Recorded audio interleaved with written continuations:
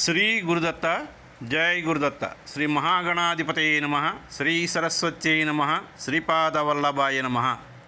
ఆధ్యాత్మిక బంధువులకి, దత్త బంధువులకి అంతమందికి కూడా కృతజ్ఞతాపూర్వక అభివందనాలు తెలియచేసుకుంటూ ఇవాళ మనం సంత్ ఏకనాథ్ మహారాజు వారి యొక్క దివ్య లీలల వైభవంలో 19వ రోజు మనం స్మరణం చేసుకుంటున్నాం. ఏకనాథ్ మహారాజు వారికి ప్రథమంగా ఒక కుమార్తె కలిగితే ఆమె పేరు గోదావరి అని పేరు పెట్టారు.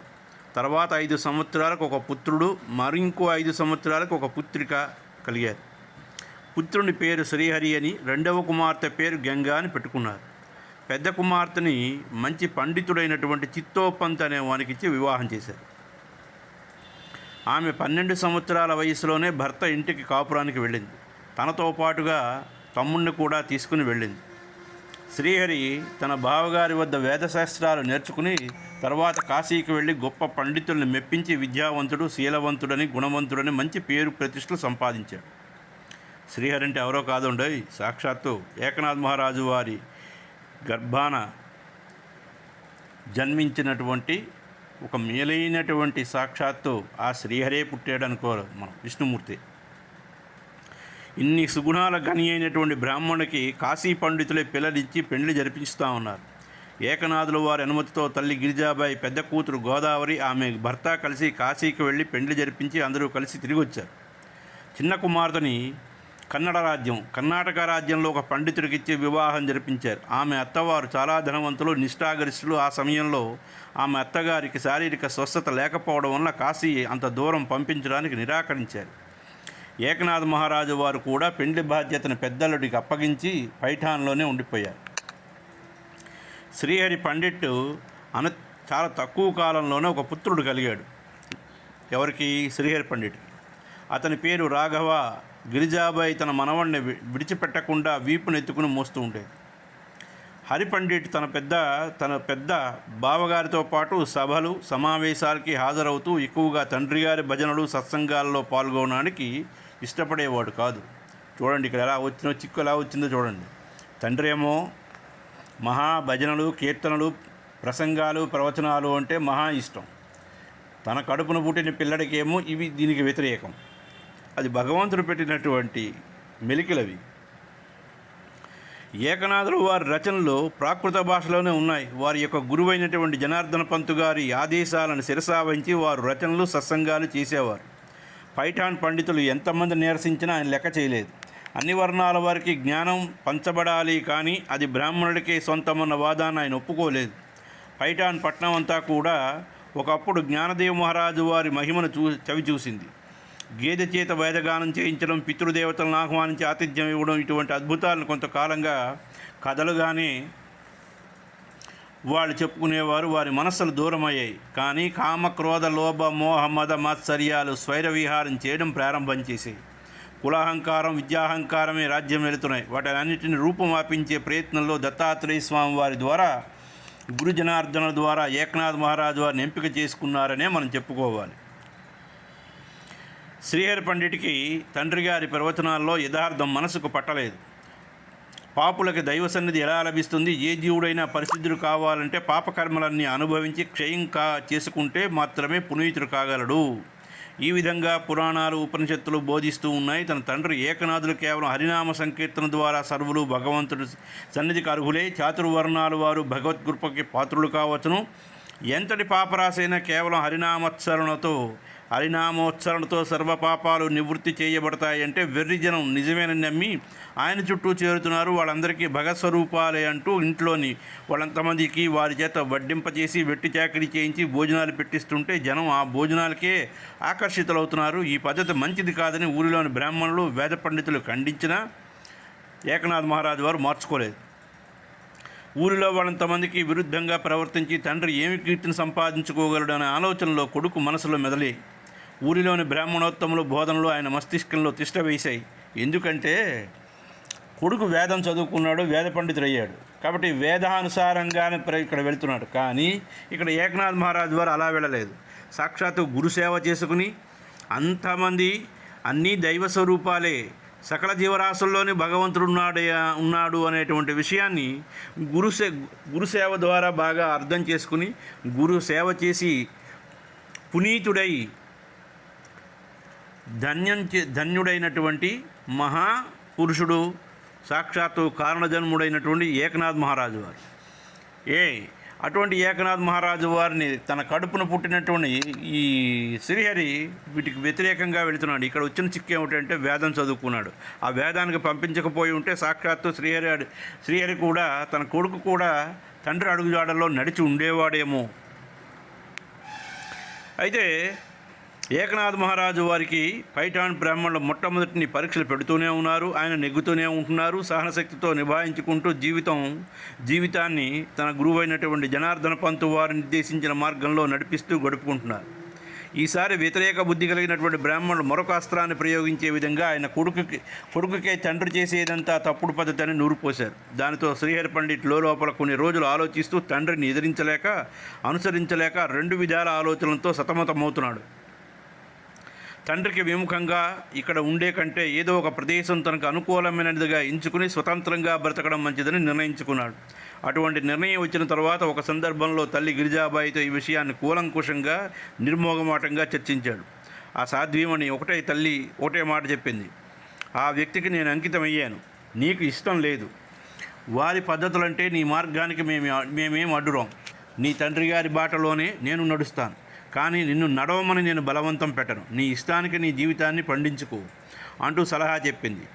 శ్రీహరి అయితే నేను మా మామగారి గ్రామం కాశీకి దగ్గరలో ఉన్నది కదా, అక్కడే నివాసం చేయాలని నిర్ణయించుకున్నాను. తండ్రి గారికి సమాధానపరిచే విధంగా నువ్వే చెప్పాలి, బాధ్యత నీది అని ప్రాధేయపూర్వకంగా అన్నాడు.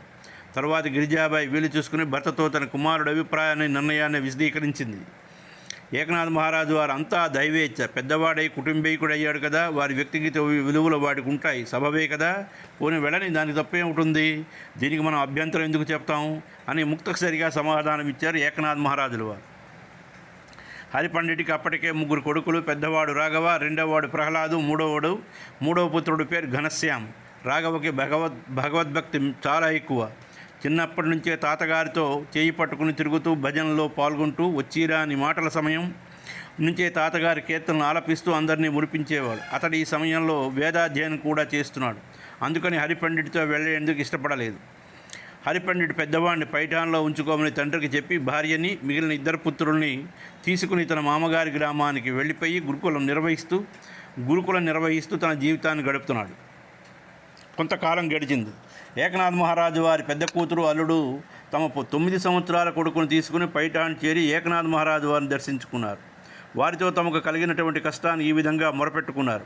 తమ కొడుకు 9 సంవత్సరాలైన మాటలు రాక మూగవాడిగా ఉండిపోయాడు. అతని గురించి తమరే భగవంతుడిని ప్రార్థించండి విన్నవించుకున్నారు అల్లుడు కూతురు. ఏకనాథులు వారంతా విని భగవంతుడికి అసాధ్యమేమీ లేదు నాయన, ఆయననే అందరం కలిసి శరణాగతి వేడుకుందాం, ఇక్కడే కొంతకాలం ఉండండి అని ప్రతిరోజు సాయం సమయంలో భజన, సత్సంగం, సంకీర్తనలో పాల్గొనమని బోధించాడు. ఈ విధంగా సంకీర్తనలు మహారాజు వారితో రాఘవ పాడుతూ ఉండగా అల్లుడు కూతురు కూడా పాడుతున్నారు. అదే సందర్భంలో కూతురు కొడుకు కూడా గొంతు కలిపి సంకీర్తన చేయడం మొదలుపెట్టారు. అది చూసి అందరూ భగవన్నామం ఇంకా చాలా ఎక్కువ స్థాయిలో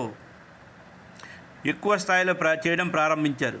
బోనభోంతరాళాలు ప్రతిధ్వనించే విధంగా ఆనాటి సంకీర్తన సాగింది. అందరూ ఆనందార్ధిలో ఓలలాడుతున్నారు. భగవద్భజనలో ఇంత దివ్యశక్తి ఉందని అక్కడ చేరిన వాళ్ళందరికీ నిరూపణైంది. ఈ రోజు మొదలుకొని పెద్దలుడు మహారాజు వారి పట్ల భక్తి ప్రపత్తులు కలిగి ములుగుతున్నాడు. మహారాజు వారు మాత్రం ఇందులో తమ ప్రమేమేమీ లేదని అంతా దైవకృపని పలికాడు. ఒకానొక సందర్భంలో మహారాజు వారికి ఇంతకన్నా గొప్ప పరీక్ష పెద్దది ఎదురైంది. మహాత్ముల జీవితం అంతా ప్రకృతి పరీక్ష నిర్వహిస్తూనే ఉంటుంది. సామాన్యుల జీవితం కర్మను అనుసరించి నడిచే జీవితం, నిష్కామ కర్మ యోగుల జీవితం భగవంతుడి లీలల ద్వారా నడిచే జీవితంగా సాగిపోతుంది. భక్తుల ద్వారానే భగవంతుడి కృప సర్వులకి ప్రసారం చేయబడుతుంది. భక్తులు మాత్రం భగవత్కృపని ఆనందంగా ఆస్వాదిస్తూ నిర్లిప్తంగా నిశ్చలంగా ఉంటారు. మహారాజు వారి శిష్యుడు ఒక సందర్భంలో ఏకనాథుల వారి భాగవత గ్రంథ మండలి మొదటి 2 అధ్యాయాలు శుద్ధప్రతులను మహారాజు వారి అనుమతితో పారాయణ చేసి మహదానందాన్ని పొందాడు. ఇందులో భావ విశ్లేషణ మరి ఏ ఇతర గ్రంథాల్లో లభించదని స్తుతించాడు. ఏకనాథుల వారి రచనా స్రవంతి సహజ మాధుర్యంతో కూడుకుని ఉండడం వలన కట్టెదుట భగవంతుడు నిలపగల సామర్థ్యాన్ని కలిగి ఉన్నాదని ప్రసిద్ధి చెందింది అని చెప్పాడు. ఈ ప్రఖ్యాతి తెప్పించడం కోసం శ్రీకృష్ణ పరమాత్మ మహత్తరమైనటువంటి లీలను చేశాడు. ఆ పారాయణ చేసినటువంటి శిష్యుడిని ఒక ఉపకరణంగా ఉపయోగించుకున్నాడు. మహారాజు వారిని ఒప్పించి అతను పారాయణ చేసిన 2 అధ్యాయాలని తనతో కాశీకి తీసుకుని వెళ్ళాడు. మహారాజ్ దయామయులు, వారికి ధనంతో పని లేనట్లే కీర్తితో కూడా పని లేదు. అందుకే గ్రంథం పరిపూర్తి కాకపోయినా అతనికి అనుమతి ప్రసాదించేశారు. ఆ భక్తుడు భాగవతం కాశీలోని మణికర్ణికా ఘట్టంలో శుచి పారాయణ చేస్తున్నాడు. యాత్రికులు కొంతమంది చుట్టూ కూర్చుండి వింటున్నారు. ఈ విధమైనటువంటి సరళ భాషలో భగవంతుడి లీలను ఇంతకుముందు ఎవరూ రచన చేసి ఉండలేదు. ఇది అందరికీ సులభంగా అర్థమవుతున్నది అని పొగుడుతున్నారు అందరూ. ఇలా కొన్ని రోజులు గడిచే యాత్రికులంటే 10 రోజులు వరుసగా వింటారు. తర్వాత వారి మార్గాన వారు పోతారు. కానీ అందరూ మరాఠీ కుటుంబాల వారు అనేక విధాల జీవనోపాధికై కాశీకి చేరి జీవిస్తూ ఉన్నారు. మధురాతి మధురమైనటువంటి మాతృభాషలో ఇంతటి మహిమాన్వితమైనటువంటి గ్రంథం రచించబడుతున్నదని తెలుసుకుని ఆనందంతో పొంగిపోయారు. జ్ఞానేశ్వరి భగవద్గీతకి జ్ఞానేశ్వరుడు రాసిన వాక్యానం అదే మరాఠీలో మహత్తర జ్ఞాన ప్రబోధినిగా ప్రఖ్యాతిగాంచి ఉన్నది. ఇప్పుడు అది ఇంకా సులభంగా అందరినీ భగవంతుని సన్నిధానానికి అనుసంధానం చేస్తోందని పరమానంద భరితుడై ఎవరికి వారు శుద్ధ ప్రతులు వ్రాసుకోవడానికి సిద్ధపడ్డారు. మణికర్ణికా ఘట్టంలో భాగవత పారాయణ మరాఠీ భాషలో జరుగుతున్నదని పట్టణమంతా తెలిసింది. కాశీక్షేత్రం అంతా సంస్కృత పండితులు వేదాంగ పారంగతులు అనేక గురుకులాలు నిర్వహిస్తూ ఉండే దేవభూమిగా ప్రఖ్యాతిగాంచినటువంటి క్షేత్రం. ఈ క్షేత్రంలో కాలు పెట్టగానే సర్వపాపాలు పటాపంచలవుతాయని మహాత్ములు చెప్పారు. ఇది వాస్తవం. కాశీక్షేత్రంలో గంగా తీరంలో పరీక్షన్ మహారాజుకు సుఖమణి భాగవతాన్ని వినిపించి విధేయుడిగా రూపొందించారు. అటువంటి చోట ఏకనాథుని శిష్యుడు మరాఠీ భాష ప్రాకృత భాషలో భాగవతం వినిపిస్తున్నారనే వార్త అందరికీ తెలిసింది. షట్శాస్త్ర పండితుడు మరియు సన్యాసి అయినటువంటి ఒక పీఠాధిపతి తన శిష్యుడి ద్వారా ఆ వార్త విని అగ్గి మీద గుగ్గిలంలా మండిపడ్డాడు. ఈ క్షేత్రాన్ని అపవిత్రం చేయడానికి వాడికి ఎన్ని గుండెలు, వాని గురువు సంగతి తేల్చందే నాకు విశ్రాంతి లేదు. వాడిని రమ్మనండి. ఈ క్షేత్రంలో నా అనుమతి లేకుండా ఏ పండితుడైనా ఇంతవరకు ఏ ప్రవచనాలైనా చేశాడా? వీడిలా చేస్తున్నాడంటే శిక్షార్హుడని తెలియచేసి వాడిని నా దగ్గర తీసుకురండి శిష్యుల్ని పంపించి తీసుకురమ్మనమని చెప్పాడు. మహారాజు వారు తలుచుకుని ప్రార్థించుకుని ఆ శిష్యుడు పరమగురువుని జనార్దన్ని ప్రార్థించుకుని సమాధానంగా గురు జనార్దన్ శిష్యుడైన ఏకనాథ్ మహారాజు వారు మా గురుదేవులని ఈ రచన చేశారు. గురుదేవుల ఆజ్ఞకు బద్దులై ప్రాకృత భాషలో చేసి ఉన్నారని చెప్పాడు. భక్తి భావాలే ముఖ్యము, భగవానునికి భాష ముఖ్యం కాదని మా పరమగురువులు బోధించారన్నాడు. ఆ మాటలు వినగానే ఆ పీఠాధిపతి గారికి కోపం మరింత రెచ్చిపోయింది.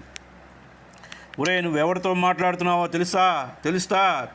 నీ గురువు పాండిత్యం, నీ వాచాలత్వం నా దగ్గర సాగనిస్తానా? ఇప్పుడు ఆ మూర్ఖుడైనటువంటి ఏకనాథునిపై 2 నేరాలు నమోదయ్యి. ఒకటి సంస్కృత భాగవతాన్ని ప్రాకృతం చేయడం, దాన్ని కాశీలో ప్రచారానికి పంపడం. ఈ నేరాలకు తగిన శిక్ష పడవలసిందని గద్దించి అతన్ని తన ఆశ్రమంలో బందీ అంటే వాడిని జైల్లో పెట్టించి పైఠానికి 2 శిష్యుల్ని పంపుతూ పోయి ఆ గర్విష్ఠి ఏకనాథుని నా సన్నిధికి తీసుకుని ఆజ్ఞాపించాడు. ఆ శిష్యులు పైఠాన్లో ఏకనాథుని దానిలో సన్నిధికి పోయి ఆ సమయంలో అక్కడ మహాసంకీర్తన జరుగుతున్నది. అక్కడ నామామృతుల హరిలో ఓలలాడుతున్నారు. వచ్చిన కాశీస్వామి శిష్యులు కూడా తన్మయత్వంతో ఓడలు మరిచి శరీరాన్ని మరిచిపోయి సంకీర్తనలో లీనమైపోయారు. సంకీర్తన పూర్తయి హారతి ఇచ్చినప్పుడు అందరూ భాగ్యస్మృతి కలిగి జయ జయ ధ్వానాలు చేస్తూ ఉంటే కాశీస్వామి శిష్యులు ఆనందానికి అవధుల్లేవు. ఇటువంటి దివ్యానుభూతి పొందినటువంటి ఈ సమక్షంలో ఏనాడు మేము పొందలేదు. తర్వాత హారతి అయిపోయిన తర్వాత ఏకనాథులు వారు ఆ కాశీ పండితులను సాధారణంగా సంబోధించి తగినటువంటి మర్యాదలు వారికి ఆతిథ్యం ఇచ్చారు. తర్వాత వారు తమ గురువాజ్ఞను తెలిపితే మహారాజు వారు అది కాశీ విశ్వనాథుని ఆజ్ఞగా భావించి తన పూర్తి భాగవత ప్రతులన్నింటినీ కూడా తీసుకుని బయలుదేరడానికి సిద్ధమయ్యారు.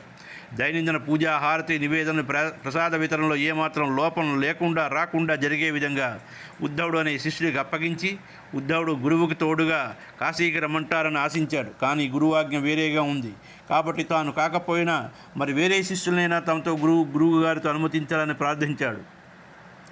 దానికి ఏకనాథుల వారు, నేను ఒంటరిని కాదు కదా, పరమాత్మే నాలో ఉంటుండగా ఆయన నాకు తోడు ఉంటుండగా నాకు ఇంకో వేరొకరు తోడు ఎందుకురా అని నవ్వారు. ఎంతో బ్రతిమాలి 2 శిష్యుల్ని సేవలకే వెంట పంపాడు ఉద్ధవ్. వాళ్ళు తమ అదృష్టానికి పొంగిపోయారు. అందరూ కలిసి కాశీకి ప్రయాణం అయ్యారు. ఈ సంగతి పైఠాన్ నగరవాసులకు తెలిసింది. వారి కోరిక ఏకనాథులు అవమానించడమే కదా. అది ఎంత ఆనందదాయకంగా కాశీలో జరుగుతున్నది. మనం కూడా ప్రయాణమైతే విశ్వేశ్వరుని దర్శనం, గంగా స్నానం, చిరకాల వాంఛైనటువంటి ఈ భక్తుడి అవమానం అన్నీ దర్శించుకోవచ్చని తోచింది. గబగబాలు ఆడుతూ 10 మంది ఏకనాథుని అనుసరించారు. అందరూ కాశీకి చేరుకుని గంగా స్నానాలు చేశారు. విశ్వనాథుని దర్శించుకున్నారు. ఏకనాథుల్ని ఒక ధర్మశాలలో బస చేశారు. తన నిత్య కార్యక్రమంలో భాగంగా భాగవత పారాయణ చేస్తూ ఉంటే చుట్టూ అందరూ చేరి వింటున్నారు. పిలిపించిన పీఠాధిపతి గారి శిష్యులు 300 మంది ఆ సమయానికి అక్కడికి వచ్చి భాగవత శ్రవణం చేశారు. అపరిమితానందంతో, హే భగవాన్, ఇంతటి మహాత్ముడిని మేము అవమానించాలని తహతాలాడింది. ఎంతటి ఘోరాపరాధం! క్షమించాలి మహాత్మా, తాము క్షమించామంటే గాని భగవంతుడు మమ్మల్ని క్షమించరని వారి ముందు, ఏకనాథ్ మహారాజు వారి ముందు సాష్టాంగ ప్రణామం చేశారు. హే బ్రాహ్మణులారా, ఇదంతా దైవలీల, ఆయన లీలల అపారం, మీరెందుకు విచారిస్తారు అని వారిని వారించి, శాస్త్ర పాండిత్యంతో చెప్పబడినటువంటి వేదాంతం కాదు ఈ ఏకనాథుని రచన. ఇది గురు అనుగ్రహానికి సంపూర్ణంగా రంగరించుకుని భక్తిభావాలతో వేదాంతాన్ని మేళవించి పంచబడినటువంటి ఆత్మజ్ఞానం. సరాసరి ప్రతి వారి హృదయాంతరాలనే తాకుతుందని ఎవరికి వారే ప్రశంసిస్తూ వెళ్ళారు. వారి ముఖమండలంలో దీపించుతున్నటువంటి దివ్యకాంతి ప్రసారం వారి హృదయంలో వెలిగే దివ్య జ్యోతి తాలూకా తేజస్సేనని స్పష్టంగా వారికి అర్థమైంది. ఏకనాథ్ మహారాజు వారు వ్రాసినటువంటి భాగవతం 2వ అధ్యాయంలో ఈ విషయాన్ని స్పష్టం చేశారు. దానికి ఉపమానమే ఈ ఇంటిలో దీపం వెలుగుతున్నట్లు ఎలా తెలుస్తుందంటే ఆ ఇంటిలో కిటికీ సందులో నుంచి బయటికి కనిపిస్తుంది. అలాగే హృదయంలో వెలిగే పరమాత్మ తేజస్సు మహాత్ముల ముఖంలో అనేక అంగాల ద్వారా బహిర్గతమవుతుంది. అలాగే మహారాజు ముఖంలో శాంతి, వారి మాటల్లో నమ్రత వారిని మంత్రముగ్ధుల్ని చేశాయి. వారు తిరిగి తన గురువు వద్దకు పోయి మహారాజును పోడారు. ఆయన కోపోద్ధితుడే, మూర్ఖులారా, నేను వాడి నేరస్తుడిగా శిక్షించడానికి పిలిపిస్తే మీరంతా వాడి కొలువు చేస్తున్నారా, వాడి భజన చేస్తున్నారా? మీ ముఖం నాకు చూపించకండి, ముందు వాడిని ఇక్కడ పిలిపించండి. వాడి ముఖం కనిపించకుండా ఒక తెర అడ్డగా కట్టండి అని గర్జించాడు. శిష్యులు అలాగే ఏర్పాట్లు చేసి మహారాజును ఆహ్వానించి నిర్ణయించినటువంటి ఆసనంపై ఆసీనులు అయ్యారు. అనేక మంది పండితులు ఆ సభకు విచ్చేశారు. మహారాజు వారు ప్రణామం చేసి, హే సర్వశ్రేష్ఠస్వామి, నేను భాగవతంతో సద్భావంతో తమ చరణారవిందాలకి గురుస్వరూపంగా వందనములు ఆచరిస్తున్నాను. సద్గురుని కృపతో భగవంతుని లీలలు కీర్తించడం జరిగింది. కానీ నేను అజ్ఞానిని, శాస్త్ర పాండిత్యం లేనివాడిని, వేదాధ్యయనం చేసిన వాడిని కాదు. గురువాజ్ఞ పాలించాలనే దీక్ష తప్ప నాలో ఏ భావం లేదు. అప్రయత్నంగా ఇందులోంచి భాగవత కథలై చోటు చేసుకున్నాయి. ఇప్పటికి 5వ అధ్యాయం వరకు ఈ రచన సాగింది. దీన్ని మీ ముందర ఉంచుతున్నాను. దీన్ని తమరు కూలంకుషంగా పరిశీలించి మణికర్ణికా ఘట్టంలో సర్వులకు వినిపించి దీని వలన ప్రయోజనం లేదని తమరు నిర్ణయిస్తే గంగామాతకి తమ చేతులతోనే సమర్పించండి అని నేను ప్రార్థిస్తున్నాను అని విన్నవించుకున్నాడు. అక్కడికి చేరిన పండితులంతా విస్తుపోయారు. రచయితలు ఎవరైనా తమ గ్రంథాన్ని అందరూ కొనియాడాలని భావిస్తారు. ఈ మహాత్ముడు ఎంత త్యాగమూర్తి, ఈ కోపిష్టి సన్యాసికి సమర్పించాడు. ఈయన నిజంగానే గంగపాలు చేసినా ఆశ్చర్యపోక్కర్లేదనుకున్నారు. ఏకనాథుల వారు పరమాత్మని సర్వత్రా చూడగలిగినటువంటి వ్యక్తి. భాగవతం పరమాత్మ ప్రసాదం కాబట్టి పరమాత్మ ఇష్టానికి చేయండి అని నెమ్మదిగా ఉన్నారు. మరుసటి రోజు పీఠాధిపతి మరియు పండితులంతమంది చేరి మణికర్ణికా ఘట్టంలో పారాయణ ప్రారంభించాలని నిర్ణయించుకున్నారు. సన్యాసికి కోపం తగ్గింది. మహారాజునే చదివి వినిపించమన్నారు. అలా ఆ గ్రంథం 5వ అధ్యాయం వరకు అందరూ తనివి తీరా విన్నాక ఏమి తీర్పు చెప్తారో పెద్ద అని అందరూ ఎదురు చూశారు. ఆయన మహారాజును, నువ్వు ఎక్కడో కూర్చుని వ్రాయడం కాదు, నా మఠంలోనే కూర్చుని పూర్తి చేయని ఆజ్ఞాపించారు. ఈ విషయం వారి గ్రంథంలోనే వ్రాయబడి ఉంది. మహారాజు వారి రచన రుక్మిణీ స్వయంవరం వరకు ఆ కావ్యం కూడా అక్కడే వ్రాయబడిందని ఈ గ్రంథం ద్వారా మనకి తెలుస్తోంది. వారణాసిపురే ముక్తిక్షేత్రే మణికర్ణికా మహాతీర్య అని దాని ఆవిష్కరణ విశేషాన్ని వివరించారు. అలా ఆయన దాదాపు 2 సంవత్సరాల కాలం కాశీలో నివసించినట్లు తెలియజేస్తోంది. భాగవత గ్రంథావిష్కరణ మహోత్సవం అంగరంగ వైభవంగా జరగాలని పీఠాధిపతిని నిర్ణయించగా కొందరు పండితులు వ్యతిరేకించారు. ఈ భాగవత రచన ఆ భాషలోనే ఉండే వీలు లేదని అతనికి శిక్షిస్తానని చెప్పి ఇప్పుడు ఇలా నిర్ణయించడం వారికి ఇష్టం లేకపోయింది. ఆ గ్రంథ ప్రతులు వీలు చూసుకుని ఒక సమయంలో గంగలో ముంచేశారు. ఈ విషయం తెలిసి అందరూ నదీ తీరానికి పోయారు. గంగామాత తన 2 చేతులతో ఆ మూటను పైకి తెచ్చి ఆ తీరంలో చదివినప్పుడు వాటిని తాకాలనిపించింది. శ్రీమన్నారాయణని స్పర్శ నాకిప్పుడు కలిగిందని తిరిగి ప్రసాదించగా దుష్ట మతుడికి గొంతు పొడారిపోయింది. ఈ విధంగా భాగవత గంగ మరింత పాప నిర్మూలన శక్తి పొందిందని సంతోషించారు. తర్వాత గ్రంథావిష్కరణ విజయోత్సవంలో భాగంగా గజారోహణ చేయించాలని ఏకనాథుల వారిని కోరగా తాను భగవంతుని దాసుడునని వైభవాలకు అతి దూరుడునని నిరాకరించారు. అయితే భాగవత గ్రంథం భగస్వరూపమే కదా, దానిని గజారోహణ చేయించారు. ఆపాల గోపాలం ఈ ఉత్సవంలో పాల్గొని అనిర్వచనీయ ఆనందాన్ని పొందారు. ఆ తర్వాత అందరూ తిరిగి పైఠానికి చేరగా అక్కడ కూడా పల్లకీలో భాగవతాన్ని ఉంచి ఉత్సవంగా తీసుకొచ్చారు. లీలామానుష విగ్రహుడని పేరుగాంచినటువంటి పరమాత్మ లీలలకు అంతెక్కడై ఉన్నది. నిరంతరం ఈ జగన్నాటకాన్ని రక్తి కట్టిస్తూ కొత్త కొత్త లీలలు చేస్తూనే ఉంటున్నారు. భక్తుల్లో ఉండి భక్తులతో ఆడుకోవడమే ఆయనకి ఆనందం. అదే భక్తులకి పరమానందం. ఏకనాథ్ మహారాజు వారు రచించినటువంటి భాగవత గ్రంథాన్ని కాశీలో జరిగినటువంటి విజయోత్సవ వర్ణనాతీతమైంది. ఈ మహారాజ్ కాశీ క్షేత్రంలో పండితులందరి వద్ద సెలవు తీసుకుని తిరిగి పైఠానికి ప్రయాణమై వస్తూ ఉండగా దారిలో గొప్ప మహాత్ముడైనటువంటి దాసోపంత్ మహారాజును దర్శనం చేసుకుని పైఠాన్ నుంచి మహారాజు బయలుదేరినప్పుడు ఆ పట్టణవాసులు కొందరు అనుసరించి వారు ఏకనాథుల వారి భంగపాటును కళ్ళారా దర్శించాలనే కాంక్షతో వచ్చారు. వారికే భంగపాటు జరిగింది. మహారాజు వారి భాగవత గ్రంథాన్ని గంగలో పడవేస్తే గంగామాత తిరిగి పైకి తీసుకొచ్చి ఇవ్వడు. ఇదంతా స్వయంగా కళ్ళారా చూసి కళ్ళు బయళ్ళు కమ్మి చివరికి వారికి పూర్తిగా అర్థమైంది. ఇక కాశీలో ఎందుకు ఉండాలని భావించి వారు తిరిగి మళ్ళీ కాళ్ళక బుద్ధి చెప్పి పైఠానికి తిరిగి వచ్చారు. అయ్యా, ఇక్కడికి ఇది సమాప్తం.